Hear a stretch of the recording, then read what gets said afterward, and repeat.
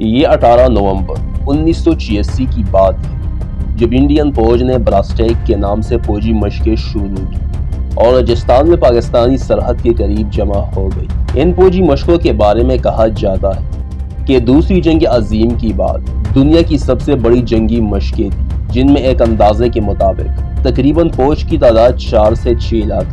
پاکستان محسوس کرتا تھا کہ اس فوجی مشقوں سے انڈیا پاکستان کے ایٹمی تنصیبات پر بھی حملہ کر سکتا ہے، اس لیے حفاظتی انتظامات کو مزید سخت کر دیا گیا اور فوج ہائی الرٹ پر چلی گئی۔ اس صورتحال کے پیش نظر جنرل ضیاء الحق نے سن 1987 میں انڈیا کے دورے کا فیصلہ کیا۔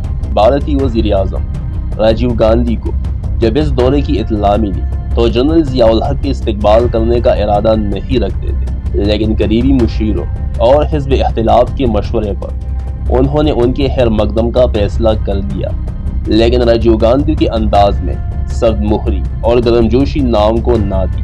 جنرل ضیاء الحق نے راجیو گاندھی کا رویہ محسوس کیا، لیکن اپنے چہرے پر مسکراہٹ برقرار رکھی۔ عین اسی وقت صدر ضیاء الحق پاک بھارت میچ دیکھنے کے لیے جے پور روانگی کے لیے اٹھے اور راجیو گاندھی کو مخاطب کر کے کہا، تم پاکستان پر حملہ کرنا چاہتے ہو، ٹھیک ہے کرو، لیکن یاد رکھنا اس حملے کے بعد دنیا چنگیز خان اور ہلاکو خان کو بھول جائے گی، صرف ضیاء الحق اور راجیو گاندھی کو یاد رکھے گی، کیونکہ یہ جنگ روایتی نہیں، ایٹمی ہوگی۔ ہو سکتا ہے اس جنگ کے نتیجے میں پاکستان صفحہ ہستی سے مٹ جائے، لیکن مسلمان دنیا میں موجود رہیں گے، کیونکہ دنیا میں مسلمانوں کے بہت سے ملک ہیں۔ رہ گئے ہندو تو یاد رکھنا اس تباہی کے نتیجے میں ہندوستان مٹ گیا تو دنیا بھر سے ہندوؤں کا نام و نشان مٹ جائے گا۔ اگر تم نے میری واپسی سے قبل اپنی فوج کو واپسی کا حکم نہ دیا تو پاکستان پہنچتے ہی میرے منہ سے ایک ہی لفظ نکلے گا، فائر۔ راجیو گاندھی رخصت کرنے کے لیے جب اٹھے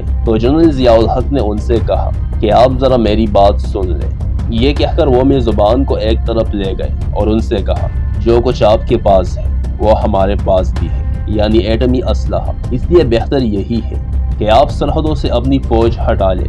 یہ سن کر راجیو گاندھی کے ماتھے پر پسینہ آ گیا۔ جنرل ضیاء الحق کے دورہ انڈیا کے بعد صورتحال بدل گئی۔ 27 فروری کو انڈیا کا سرکاری وفد اسلام آباد پہنچ گیا۔ ان مذاکرات کے نتیجے میں دونوں ملکوں کے درمیان معاہدہ طے پا گیا۔